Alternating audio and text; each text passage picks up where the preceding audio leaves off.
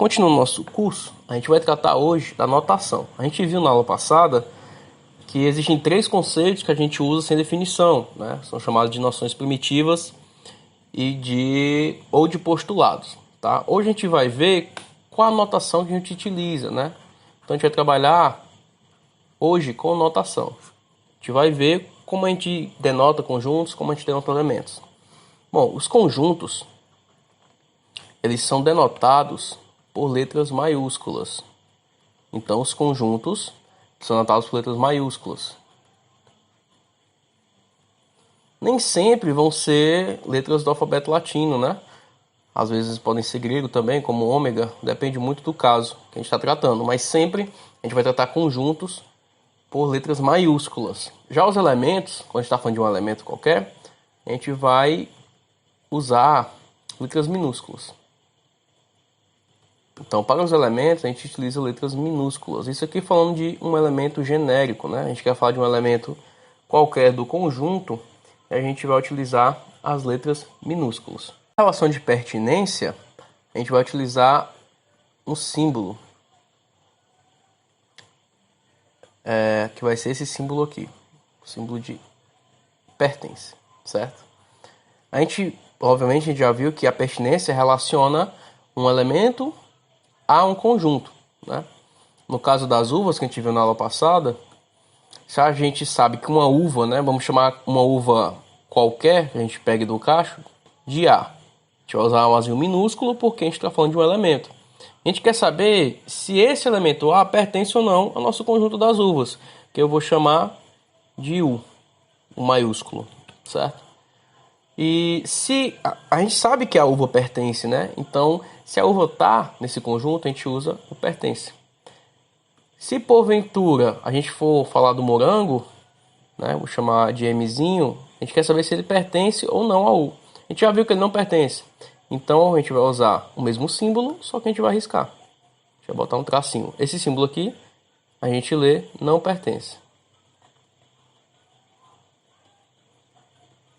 E esse a gente lê pertence.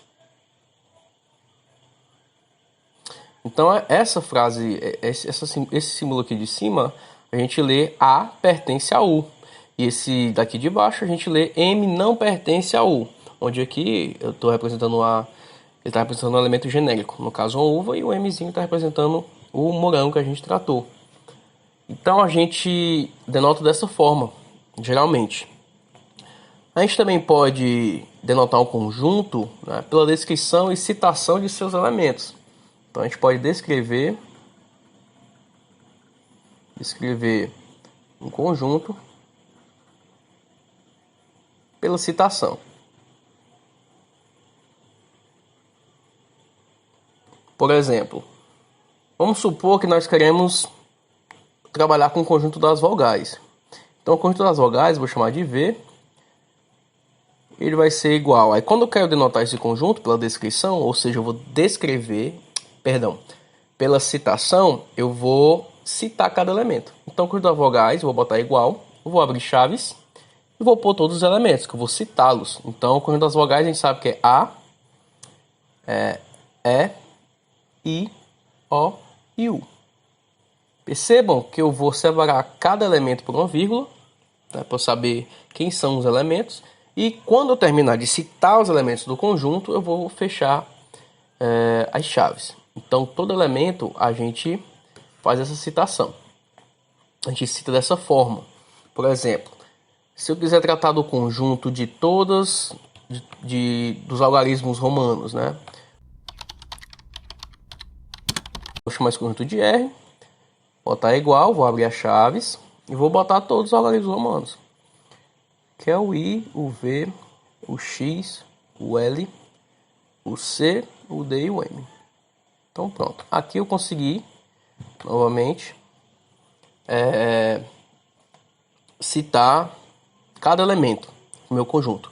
Então eu mostro quem é o meu conjunto basicamente quando eu trato da citação, certo? Um último exemplo é o conjunto dos meses que tem 31 dias, né? Então vou botar um Mzinho e vai ser representado por janeiro. Não vou escrever o nome todo, né?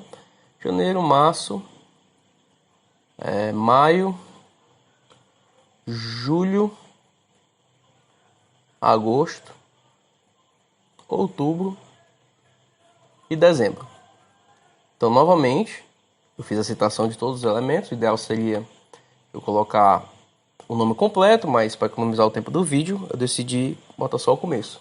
E aqui a gente viu que a gente descreve todos os elementos do conjunto. Então, a gente cita de fato cada um dos conjuntos.